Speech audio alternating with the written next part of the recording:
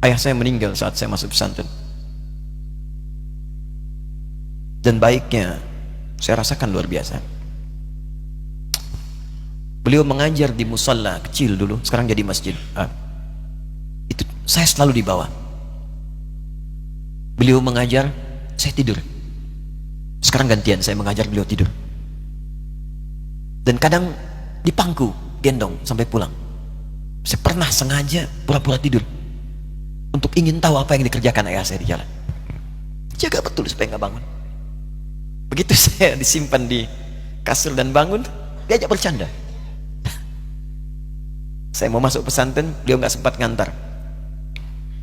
Saya bertemu, beliau menangis, peluk saya, minta maaf, nggak bisa ngantar ke pesantren. Saya belum mengerti apapun saat itu. Saya bertekad, insya Allah saya belajar dengan sungguh-sungguh. Sepekan 2 pekan saya dapat panggilan pulang. Saya tanya pada kakak saya yang ikut, sekarang ada di sini, di mana ayah? Beliau nggak jawab. Sampai di Bandung, paman saya, beliau sekarang Sekom MUI Jawa Barat, langsung menyampaikan, nampaknya nggak akan terkejar sampai sana, mungkin sudah dimakamkan. Saya ngerti, paham saat itu bahwa beliau telah wafat. Maka saya pulang. Maghrib saya sampai, saya dapati ibu di ruangan tengah. Saya datangi, saya menahan tangis, tidak menangis sedikit pun untuk membahagiakan ibu saya. Saya datang, saya peluk, saya temani tidurnya. Itu pertemuan saya dengan ayah saya terakhir di mimpi. Saya bermimpi melihat sudah pakai kemeja, tersenyum, mendadahi saya. Sudah.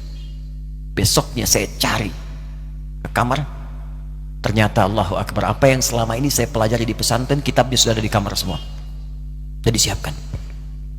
Saya menangis saat itu. Saya bawa mushaf. Jadi bapak saya, ayah saya, itu bajunya pun saat wafat dibagikan kepada sahabat-sahabatnya. Bajunya, kitab-kitab ini dibagikan. Ibu saya menunjukkan kemudian ada jam yang nanti nak pakai. Saya bilang simpanlah. Saya bawa mushaf. Dengan mushaf itu saya duduk di ruangan tengah, saya menghadap ke kiblat dan saya mohon kepada Allah, ya Allah, saya tak punya kemampuan lagi membahagiakan ayah saya saat hidup di dunia, tapi mohon jadikan setiap huruf dalam Al-Quran ini, ya Allah, pahalanya mengalir untuk ayah saya. Begitu saya bacakan saat itu, tak bisa saya berhenti, dan tiba-tiba langsung masuk ayatnya, artinya, posisinya, nomornya, gak pernah berhenti, masuk. Saya bertekad ingin berbuat baik. Puncaknya saya sekolah, ibu, ya Allah, saya ingin berbakti pada ibunda saya. Anda tahu apa yang terjadi? Demi Allah saya katakan, ketika Anda bersabar, ibu saya, bu, pak, itu krisis 97 Pak. Waktu krisis saya masuk pesantren, saya diberikan sempurna bekal seperti anak-anak lain. Rupanya ibu saya sudah tanya kepada santi-santi, orang tuanya, berapa bekal Anda kasihkan? Dikasih yang paling tinggi itu dikasihkan pada kami tiap bulan. Saya terima. Satu kali libur saya pulang dari jauh, ibu saya tersenyum melihat sedang jemur pakaian melihat saya. Begitu saya tiba, kaget saya. Ini kok pakaian ibu saya, pakaiannya nggak cocok dipakai gitu. Ini bukan pakaian ibu saya, kayak kain pel lah kalau sekarang. Saya masuk ke rumah, saya kejar, saya buka pakaiannya, lemarinya, saya nggak temukan sedikit pun. Saya kejar kakak saya, dia sudah siapkan makan. Kak perempuan kami yang kedua, mana pakaian ibu saya? Perhatikan jawabannya. Dia menangis saat itu. Dia bilang, mama itu telah menjual semua perhiasan dan pakaiannya untuk pendidikan kamu. Jual. Untuk kita katanya. Jual. Dan bertahan dengan 150.000 per bulan saat krisis. Jadi rupanya ibu saya itu makan nasi sehari cuma sekali. Beliau mengajar. Di berangkat sekolah itu cuma makan pisang, minum kopi, makan nasinya malam. Saya bilang, ya Allah, saya akan ganti baju ibu saya dengan kain ihram dan saya gandeng tangannya di Masjidil Haram. Itu apa yang terjadi? Begitu saya kuliah di Libya, alhamdulillah, saya berangkat, saya mulai mengajar, saya serius belajar. Saat itu kemudian Allah mulai berikan jalan. Saya ingin sungguh-sungguh. Malam saya bangun, saya sholat, saya belajar, saya menghafal Quran, saya belajar riwayat Quran. Sampai puncaknya tiba. Saya ditugaskan pemerintah Indonesia saat itu untuk jadi petugas haji di Mekah. Saya telepon ibu saya. Saya bilang, Ma, saya insya Allah akan haji 2010. Saya telepon Februari saat itu. Saya dengar suara, terbayang wajahnya indah, senyuman, bahagia. Alhamdulillah, nak. Kapan berangkat? Tahun ini insya Allah. Saya bilang, dan saya tidak akan pernah berangkat kecuali mama pun akan berangkat. Terdengar nada pesimis tapi senyum. Dari mana katanya? Allah akan kasih, saya bilang.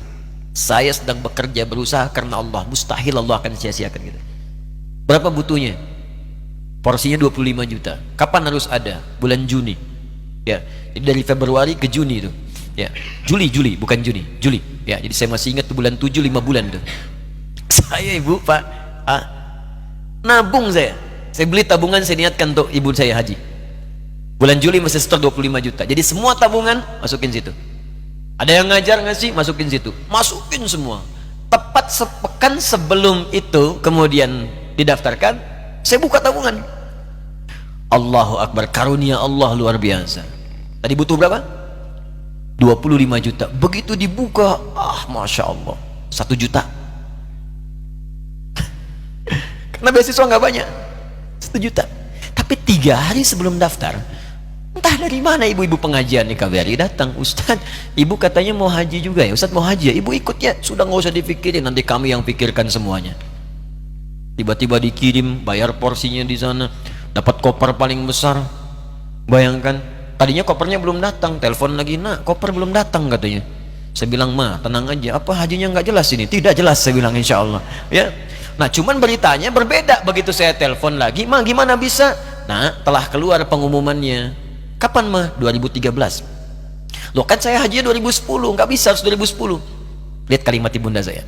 Nah, jangan pernah mengambil hak orang lain.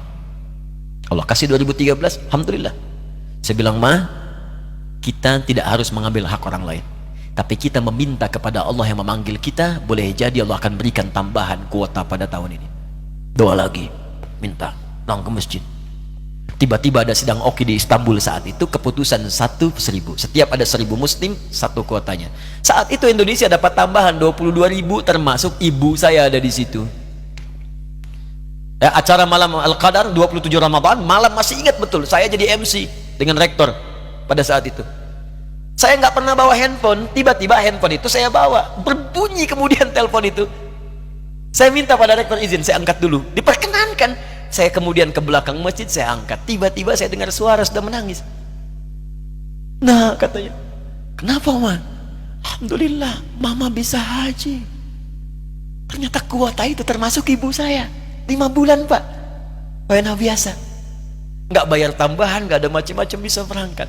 Begitu saya berangkat duluan, saya tungguin betul di apartemennya, di maktabnya sampai datang. Begitu sudah datang, saya nggak sapa, saya lihat dari jauh. Bahagianya saya bisa mengganti pakaian tadi yang lusuh dengan kain ihram. Saya perhatikan, saya ikuti dari belakang. Di lift, saya ikuti. Di jalan, saya ikuti. Begitu sampai Masjidil Haram, saya gandeng tangannya. Ma, kita sama-sama. Labbaik Allahumma labbaik. Labbaik la syarika lak labbaik. Saya tawaf, saya gandeng ibu saya lindungi supaya dapat kenikmatan dalam tawafnya. Begitu saya rasakan bagaimana Sayyidah Hajar bekerja keras untuk Ismail. Saya balas di situ, saya gandeng tangan yang kanan, saya minta pada Allah, muliakan ibu saya, ya Allah, muliakan ibu saya, muliakan, berikan saya kesempatan membahagiakannya. Cuman yang kanan digandeng, yang kiri kosong, karena sudah tidak ada. Jadi ketika Anda belajar pun untuk menjadi ulama, Allah akan muliakan Anda. Orang tua Anda akan dapat bagiannya. Yang hafal Quran itu Musa, yang bisa haji bapak ibunya. Kemarin saya jadi Amirul Hajj dari kedutaan Saudi berangkat, membawa 350 orang rombongan. Siapa yang saya bawa? Ahli Quran, yang hafal Quran anak-anaknya. Ahmad Kamil, yang haji, pengajarnya, murabbinya, ibunya, temannya, banyak yang berangkat. Yang berangkat siapa? Calon ulama.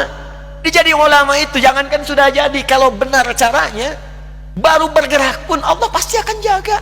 Kalau benar caranya.